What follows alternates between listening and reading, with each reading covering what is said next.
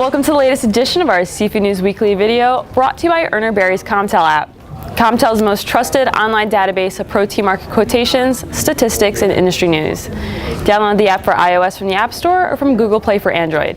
I'm Amanda Buckle. And I'm Lauren Castiglione. Thanks for joining us. We're happy to be back with a new video after Amanda abandoned us last week. Sorry, I just got the chills from the shade that Lauren just threw at me. I was actually out last week for a great reason, the National Fisheries Institute's Future Leaders Program. That's right, I'm a future leader. NFI's, thank you. NFI's 2018 Future Leaders Program kicked off in Washington, D.C., and so far it's been an amazing experience. But of course, I'm excited to be back here co-hosting this video, so let's just kick things off. Lauren? Sure.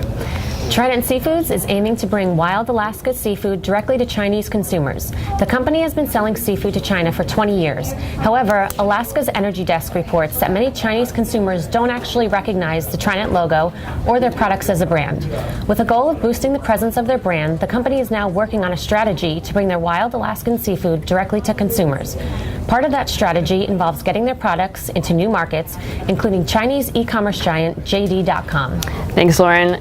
Chains are beginning to celebrate the start of summer, even though here on the East Coast we haven't seen the sun in days. But Red Lobster launched a Lobster and Shrimp Summerfest this week, a limited time dining event that gives guests a chance to enjoy two of their seafood proteins, or favorite seafood proteins, prepared in new ways. New menu options include a cedar plank seafood bake, Caribbean lobster and shrimp, and a langostino lobster and shrimp zoodle pasta. Meanwhile, Panera Bread has brought back their lobster roll to select locations for a limited time. Sign me up. In other news, Maryland's crab labor shortage may get a happy ending. The U.S. Department of Homeland Security confirmed that they will be issuing an additional 15,000 guest worker visas to allow more immigrant workers to fill job vacancies in the U.S. This is good news for seafood processing plants who hire workers to pick the crabs and produce the meat that's used in restaurants and sold in supermarkets. The labor shortage could have forced the prices of Maryland crabs to rise, but fortunately, many tourists said they would have been willing to pay the price to indulge in the state delicacy. Thanks, Lauren. And our final story of the day, efforts are being made around the world to stop plastic pollution.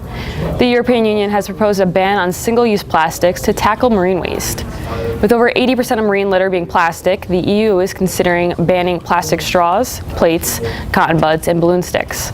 In the U.S., California, the first state to ban single-use plastic bags, is also considering new environmental laws to stop plastic pollution. And that wraps up our news for the week. Be sure to head over to seafoodnews.com or visit the Seafood tab in Comtel for a comprehensive look at the latest market and industry news. And don't forget to listen to a new episode of the Seafood News Podcast. This week, we'll be talking about techniques for throwing your favorite seafood on the grill. Check it out on iTunes or SoundCloud this Monday.